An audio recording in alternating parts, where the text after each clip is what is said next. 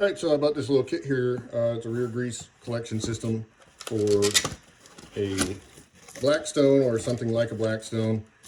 And basically the idea behind it is that if you do a lot of Blackstone cooking, the grease makes a mess and it just kind of gets to be a pain. So this kit allows you to get past that. So let's look at it. Okay, so starting off, you have the hose. It's 42 and maybe a 1/4 inch long. I'm not sure why, but it connects to this piece, which slides into the normal grease holder spot on your Blackstone. And then it comes with this clamp, and you clamp it on here.